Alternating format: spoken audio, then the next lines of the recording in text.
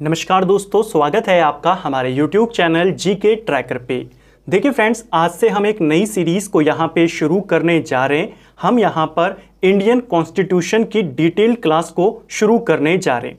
इस पूरी सीरीज़ में हम संविधान को बेसिक से लेकर पूरे एडवांस तक सीरियल वाइज और टू द पॉइंट नोट्स के माध्यम से सिंपल और सरल लैंग्वेज में यहाँ पर कवर करेंगे। दो इंपॉर्टेंट टॉपिक जहां से आपके सबसे ज़्यादा क्वेश्चन बनते हैं पेपर में, एक मॉडर्न इंडियन हिस्ट्री का राष्ट्रीय आंदोलन और एक आपका संविधान। राष्ट्रीय आंदोलन को पूरा डिटेल में हम कवर कर चुके हैं और आज से संविधान की सीरीज़ को यहाँ पे शुरू करेंगे। साथ में ज्योग्राफी भी हमारी चल ही रही है, उसकी भी हम 16 क्लासेस कवर कर चुके हैं। इस सीरीज़ को कवर करने के बाद आपका संविधान को लेकर छोटे से छोटा, बड़े से बड़ा सारे जो कन्फ्यूज़न है, डाउट हैं, वो सारे क्लियर हो जाएंगे, क्योंकि कई सारी बुक्स का मिक्सचर हम यहाँ पर कवर करेंगे। बिल्कुल बेसिक पॉइंट्स और एडवांस पॉइंट सारे आपको इस सीरीज़ में देखने को मिलेंगे और बिल्कुल टू द पॉइंट्स होंगे, जैसा हम हर सीरीज़ में करते हैं। तो चलिए दोस्तों, आज की क्लास को शुरू करते हैं। आज की वीडियो में बात करेंगे भारत के संवैधानिक विकास के बारे में। भारत के संवैधानिक विकास को दो चरणों में बांटा जाता है। पहला है कंपनी का शासन। 1773 से लेकर 1858 तक भारत में ब्रिटिश ईस्ट इंडिया कंपनी का शासन था। इसके अंतर्गत जो अधिनियम आए उन सबको कंपनी के शासन के अंतर्गत रखा जाता है। 1857 में क्रांति हुई और इसके बाद शासन कंपनी से लेकर ब्रिटिश ताज को दे दिया गया, सम्राट के अधीन कर दिया गया। तो 58 से लेकर 1947 तक का जो काल है वो ब्रिटिश क्राउन का शासन कहा जाता है। इस दौरान जितने एक्ट आए वो इसके अंतर्गत हम पढ़ेंगे, ठीक है। आज के वीडियो में हम कंपनी शासन के तहत जितने आपके एक्ट आए हैं उन सबको कवर कर जाएंगे, 1853 तक के सभी अधिनियमों को। सबसे पहला जो एक्ट आया था वो आया था 1773 में, जिसको कहा गया रेगुलेटिंग एक्ट। अब इसमें क्या क्या इंपॉर्टेंट बातें थी, क्या क्या सारे पॉइंट्स थे, उनको कवर करेंगे, क्या क्या प्रावधान थे, क्योंकि अब आपसे संविधान में डीप क्वेश्चन ज़्यादा पूछने लगा है। पहले तो सिर्फ पूछा जाता था कि रेगुलेटिंग एक्ट कब आया था, फिर इंडिया एक्ट कब आया, चार्टर अधिनियम पहली बार कब आया, इस तरीके से। अब उनके अंदर के डिटेल प्रावधान आपसे पूछे जाने लगे हैं। रेगुलेटिंग एक्ट की बात करें, इसके तहत कंपनी के प्रशासन पर ब्रिटिश संसदीय नियंत्रण की शुरुआत करी गई। भारत में ईस्ट इंडिया कंपनी को नियमित और नियंत्रित करने की दिशा में ब्रिटिश सरकार का यह पहला कदम था। तो रेगुलेटिंग एक्ट पहला कदम था जब ब्रिटिश संसद ने कंपनी के ऊपर अपना नियंत्रण यहां पर शुरू किया। ये वाला क्वेश्चन आपसे पेपर में पूछा जाता है कि ब्रिटिश संसदीय नियंत्रण कंपनी के ऊपर कब स्थापित किया गया? रेगुलेटिंग एक्ट के माध्यम से 1773 में। पहली बार भारत में कंपनी के शासन के लिए एक लिखित संविधान प्रस्तुत किया गया इसी अधिनियम के माध्यम से। अब इस एक्ट में क्या क्या इंपॉर्टेंट बातें हैं उनको जानिए। इसके द्वारा पहली बार कंपनी के प्रशासनिक और राजनीतिक कार्यों को मान्यता मिली। पहला वाला पॉइंट आपका सबसे ज्यादा इंपॉर्टेंट है। किस एक्ट के माध्यम से ईस्ट इंडिया कंपनी के व्यापारिक और राजनीतिक कार्यों को मान्यता मिली? वो था रेगुलेटिंग एक्ट 1773। रेगुलेटिंग एक्ट के तहत भारत में केंद्रीय प्रशासन की नींव डाली गई। केंद्रीय प्रशासन की नींव कैसे डाली गई? उस समय भारत में पावर सेंटर जो थे वो 3 थे। एक आपका मद्रास था, एक आपका कलकत्ता और एक आपका बॉम्बे, ठीक है। तीनों में अलग अलग आपके गवर्नर्स होते थे। रेगुलेटिंग एक्ट के माध्यम से जो मद्रास और बॉम्बे के गवर्नर होते थे, इनको कलकत्ता के गवर्नर के अधीन कर दिया गया। यानी अब मेन पावर सेंटर कौन है? सिर्फ कलकत्ता का गवर्नर। तो भारत में केंद्रीय प्रशासन की नींव इसी के तहत डाली गई। बंबई और मद्रास प्रेसिडेंसी को कलकत्ता प्रेसिडेंसी के अधीन कर दिया गया। इससे पहले ये तीनों प्रेसिडेंसियां एक दूसरे से स्वतंत्र हुआ करती थी। तीनों के अलग अलग गवर्नर्स होते थे और तीनों इंडिपेंडेंट होते थे। यानी अपनी प्रेसिडेंसी में उनको कुछ चेंजेस करने, कोई नए रूल बनाने हैं तो दूसरे से पूछना नहीं पड़ता था। अब क्या कर दिया? बंबई और मद्रास को कलकत्ता प्रेसिडेंसी के अधीन कर दिया, ठीक है। इस अधिनियम के तहत बंगाल के गवर्नर को बंगाल का गवर्नर जनरल कहा जाने लगा। सिंपल भाषा में कहें, बंगाल के गवर्नर जनरल की नियुक्ति यहां पर शुरू हो गई। इससे पहले गवर्नर होते थे, जैसे हमने कहा, मद्रास का गवर्नर, बंगाल का गवर्नर और बॉम्बे का गवर्नर।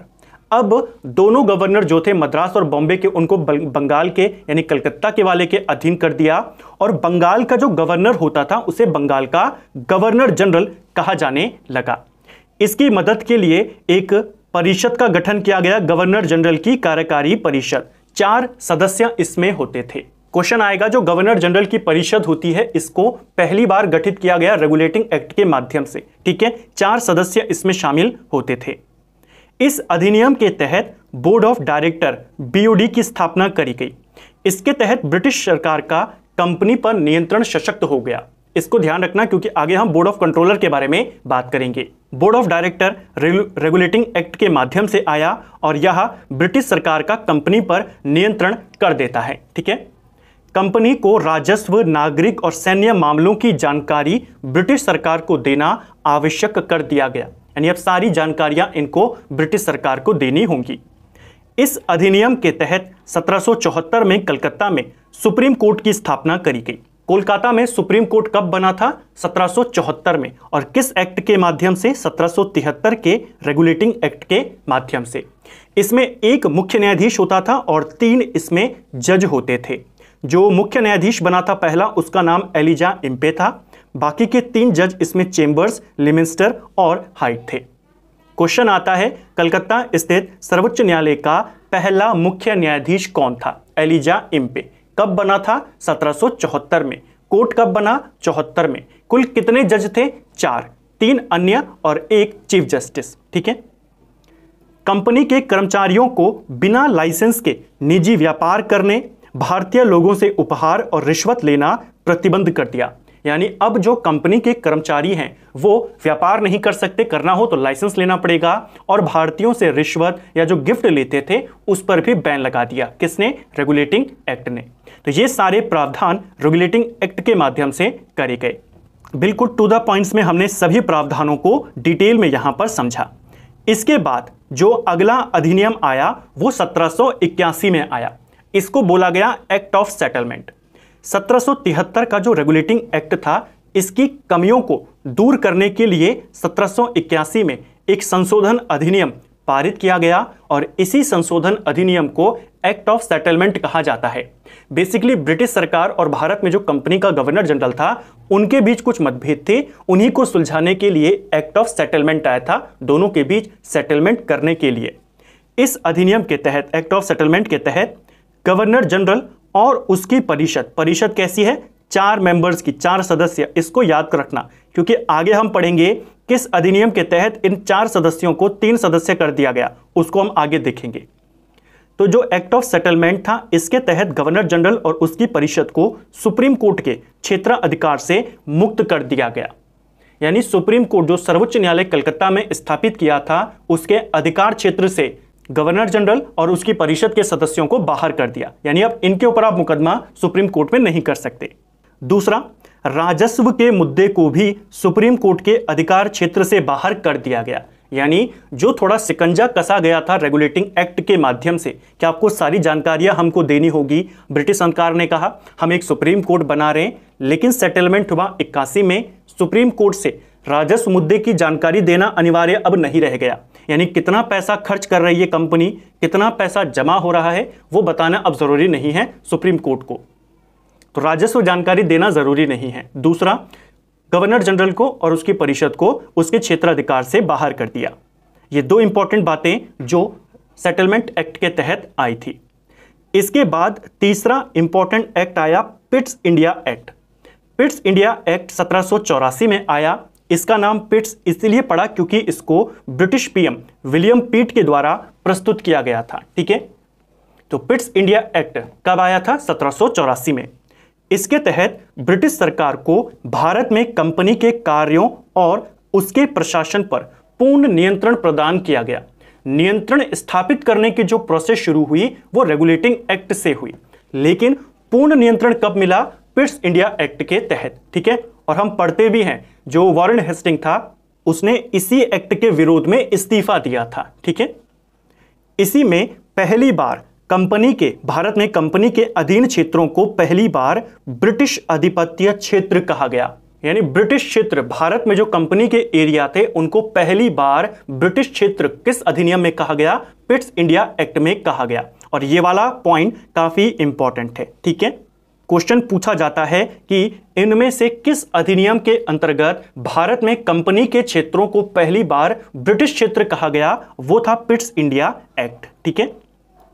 इसमें क्या क्या प्रावधान थे उनको देखिए। इसके तहत भारत में दोहरे प्रशासन का प्रारंभ किया गया। दोहरे प्रशासन का प्रारंभ यानी जो हम पढ़ते हैं द्वैध शासन। इससे पहले बंगाल में द्वैध शासन किसने शुरू किया था? रॉबर्ट क्लाइव ने किया था, कि राजस्व जमा करने के लिए अलग और शासन चलाने के लिए अलग। वही चीज इनके द्वारा भी करी गई अधिनियम के माध्यम से। तो भारत में दोहरे प्रशासन की शुरुआत किस अधिनियम के तहत करी गई? पिट्स इंडिया एक्ट। इसके तहत कंपनी के जो राजनीतिक अधिकार थे और जो व्यापारिक अधिकार थे उनको अलग अलग कर दिया गया। राजनीतिक अधिकारों के लिए इंग्लैंड में 6 सदस्यीय बोर्ड ऑफ कंट्रोलर नामक निकाय बना दिया गया और जो व्यापारिक अधिकार होते थे उनको बोर्ड ऑफ डायरेक्टर के अधीन कर दिया गया। यानी कंपनी के राजनीतिक और व्यापारिक दोनों अधिकारों को, दोनों कामों को अलग अलग कर दिया। जो राजनीतिक कार्य थे कंपनी के वो बोर्ड ऑफ कंट्रोलर के नेतृत्व में होंगे और जो व्यापारिक कार्य थे वो आपके बोर्ड ऑफ डायरेक्टर के अधीन कर दिए गए। तो board of director regulating act के माध्यम से आया था और बोर्ड ऑफ कंट्रोलर आपके पिट्स इंडिया एक्ट के माध्यम से आया। डायरेक्टर वाला आपका व्यापारिक कार्यों के लिए था, बोर्ड ऑफ कंट्रोलर आपकी राजनीतिक कार्यों के लिए था। इस चीज को ध्यान रखना, ठीक है। जैसा मैंने कहा, बिल्कुल आपके बेसिक से बेसिक पॉइंट्स और एडवांस से एडवांस पॉइंट्स आपको सारे जो आपको एक सिंगल बुक में नहीं मिलते वो सब आपको इसमें देखने को मिलेंगे और बिल्कुल टू द पॉइंट। और मैं कोशिश करूंगा उसको और ही ज्यादा सिंपल लैंग्वेज में आपको समझा सकूं ताकि आपको चीजें रटनी ना पड़े। आपको जैसे पूरा राष्ट्रीय आंदोलन याद हुआ उसी प्रकार पूरा Indian constitution sequence wise sequence आपको पूरा याद यहां पर हो जाएगा।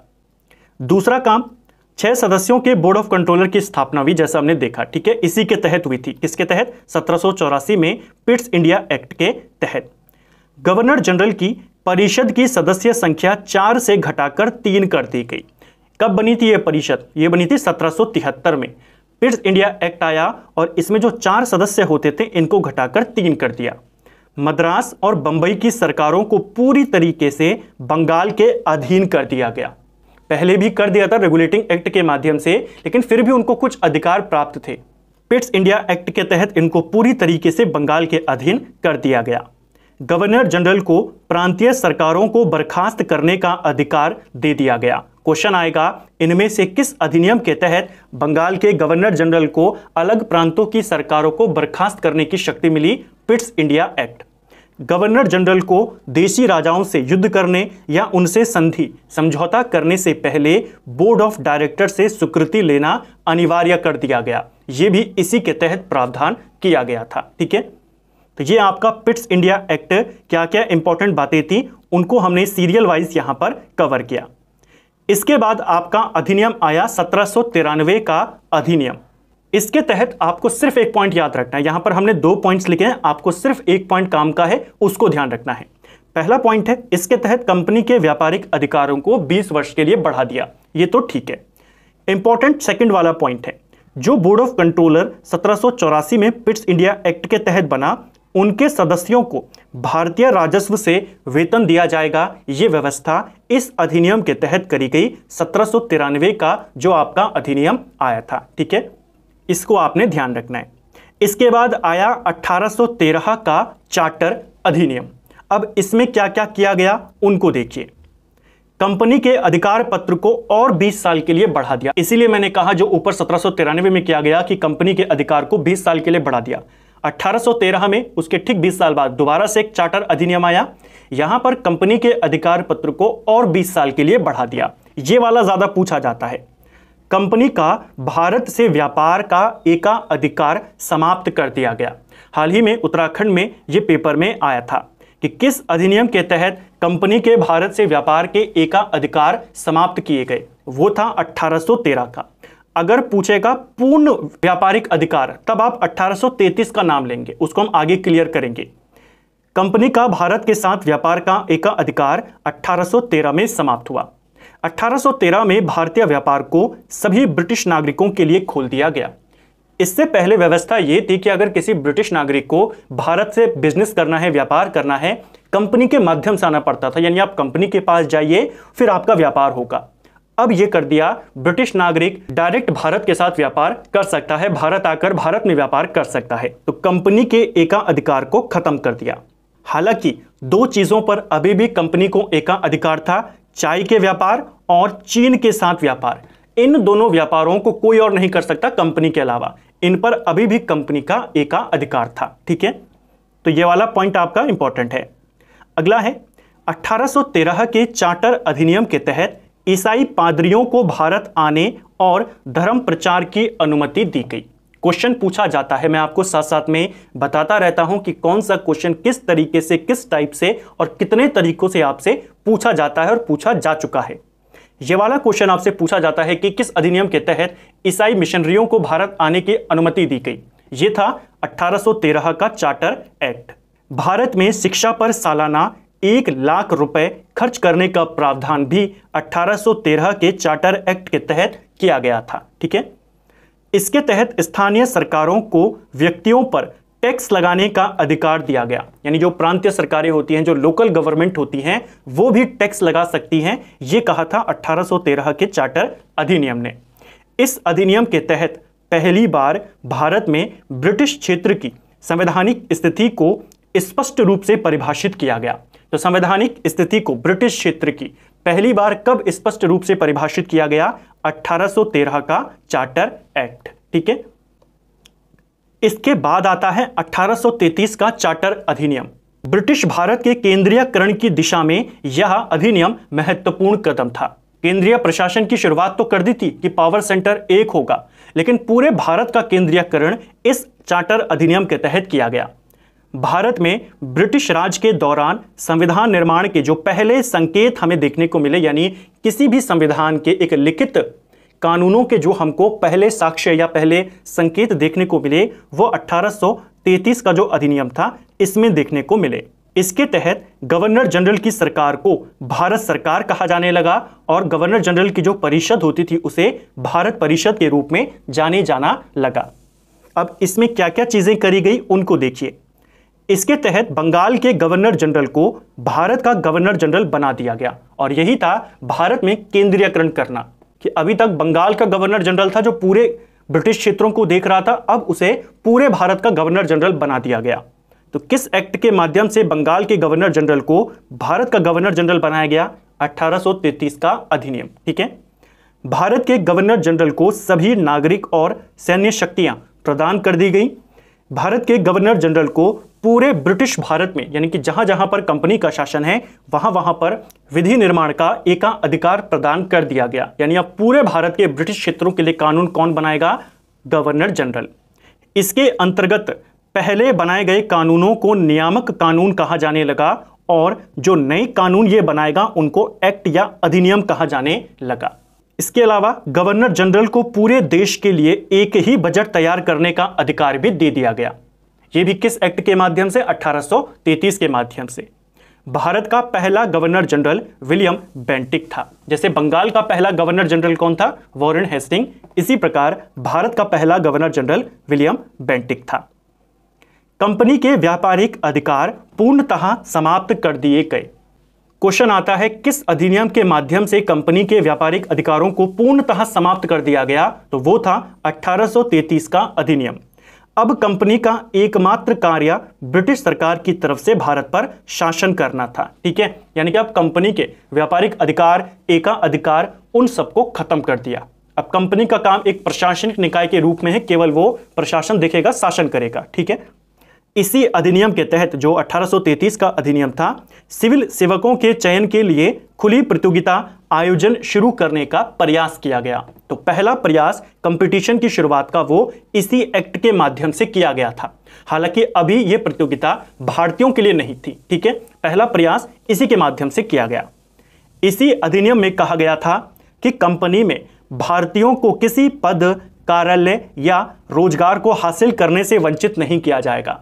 जो 1833 का एक्ट था, इसी में कहा गया था पहली बार कि भारतीयों के साथ धर्म के आधार पे, जाति के आधार पे, नस्ल के आधार पे उनको किसी भी पद से वंचित नहीं किया जाएगा। हालांकि जो बोर्ड ऑफ डायरेक्टर था उसने इस प्रावधान का विरोध किया और इनके विरोध के बाद इस प्रावधान को खत्म कर दिया गया, इसको लागू ही नहीं किया गया। हालांकि पेपर में क्वेश्चन पूछा गया है कि जाति, धर्म, नस्ल के आधार पे भारतीयों से भेदभाव नहीं किया जाएगा कंपनी में चयन के लिए, किस में कहा गया था? 1833 के एक्ट में, ठीक है। हालांकि इसे लागू नहीं किया गया। गवर्नर जनरल की परिषद में विधि सदस्य की नियुक्ति कर दी गई। जो गवर्नर जनरल की परिषद बनी थी रेगुलेटिंग एक्ट में 4 सदस्यों की, पिट्स इंडिया एक्ट के तहत वो 3 सदस्यों की रह गई थी। इस अधिनियम के बाद वो वापस 4 सदस्य हो गई। उसमें चौथे सदस्य के रूप में एक विधि सदस्य को नियुक्त किया गया जो कि मैकाले था। इसी मैकाले की अध्यक्षता में भारत के पहले विधि आयोग का गठन भी किया गया था। क्वेश्चन आएगा, ब्रिटिश भारत का पहला विधि आयोग किसने और कब स्थापित हुआ? तो विलियम बेंटिक के काल में, मैकाले की अध्यक्षता में 1833 में, ठीक है। इसी अधिनियम के तहत भारत में दास प्रथा को गैर कानूनी घोषित कर दिया गया। कौन सा अधिनियम था जिसने दास प्रथा को भारत में गैर कानूनी घोषित किया? 1833 का अधिनियम। इसमें इसे गैर कानूनी घोषित किया गया और सरकार को, जो गवर्नर जनरल था, उसको कहा गया कि इस प्रथा को खत्म करने के लिए वो उचित कदम उठाए। और इसी अधिनियम के तहत 1843 में जो गवर्नर जनरल था एलन ब्रो, दास प्रथा पर प्रतिबंध लगा देता है। तो अवैध घोषित इसको 33 में किया था, प्रतिबंध इस पर 43 पे लगा, ठीक है। तो दास प्रथा वाला कॉन्सेप्ट भी आपका क्लियर हो गया।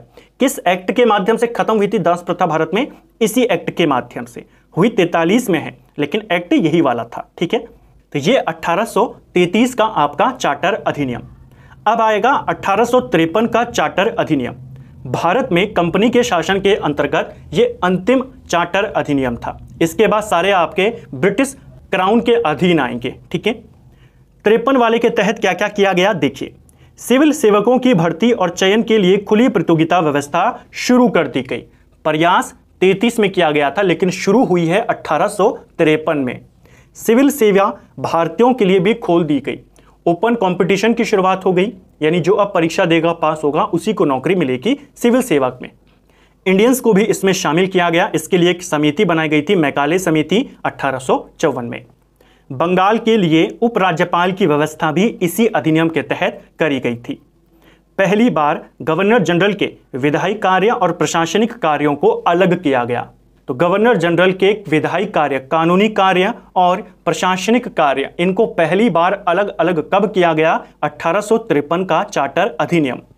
विधि सदस्य को गवर्नर जनरल की परिषद का पूर्ण सदस्य का दर्जा प्रदान कर दिया गया, ठीक है। सदस्य 33 में बना था, लेकिन इसको पूर्ण सदस्य का दर्जा 53 में दिया गया। संपूर्ण भारत के लिए एक पृथक विधान परिषद का स्थापना किया गया और इसे ही एक बाद में केंद्रीय विधानसभा के नाम से जाने जाने लगा था, ठीक है। तो भारत की जो केंद्रीय विधानसभा थी उसका गठन कब किया गया था? 1853 के एक्ट के तहत। इसने निदेशक मंडल, यानी जो बोर्ड ऑफ डायरेक्टर था, उनके सदस्यों की संख्या 24 से घटाकर 18 कर दी। जो बोर्ड ऑफ डायरेक्टर बना था रेगुलेटिंग एक्ट के माध्यम से, उसमें शुरुआत में 24 मेंबर थे। 1853 के अधिनियम के तहत इनकी संख्या 24 से हटाकर 18 कर दी गई। इस चीज को भी आपने ध्यान रखना है कि यह किस अधिनियम के तहत किया गया था। तो ये आपका 1853 का अधिनियम था। इसमें क्या क्या चीजें करी गई उनको हमने बिल्कुल टू द पॉइंट्स यहां पर कवर किया, जैसे सीक्वेंस वाइज में कवर किया, ताकि आपका कंफ्यूजन ना रहे, एक एक पॉइंट आपके क्लियर हो सके। तो फ्रेंड्स, यहां पर हमने आज कंपनी के शासन के अंतर्गत जितने आपके अधिनियम आए, चार्टर अधिनियम आए, 1773 का रेगुलेटिंग एक्ट देखा, 1781 का एक्ट ऑफ सेटलमेंट देखा, इसके बाद 1784 का पिट्स इंडिया एक्ट, 1793 का एक्ट देखा, उसके बाद 1813, 1833 और 1853 का चार्टर अधिनियम हमने कवर किया। अगले वीडियो में, इसके सेकंड वीडियो में, हम 1858 से लेकर 1947 तक जो आपके इंपॉर्टेंट अधिनियम आए उनको यहां पर कवर करेंगे। कंपनी के शासन के अंतर्गत जितने अधिनियम आए उनमें क्या क्या इंपॉर्टेंट बातें थी, किस अधिनियम में क्या कहा गया, उन सबको हमने इस सिंगल वीडियो में कवर किया। उम्मीद करता हूं आपको आज का वीडियो पसंद आया होगा। अगर आपको ये वीडियो पसंद आई है तो वीडियो को लाइक करें। अगर आप चैनल पर पहली बार आए हैं, चैनल को सब्सक्राइब करें, अपने दोस्तों के साथ शेयर करें। वीडियो कैसा लगा कमेंट बॉक्स में हमें ज़रूर बताएं। Thank you friends.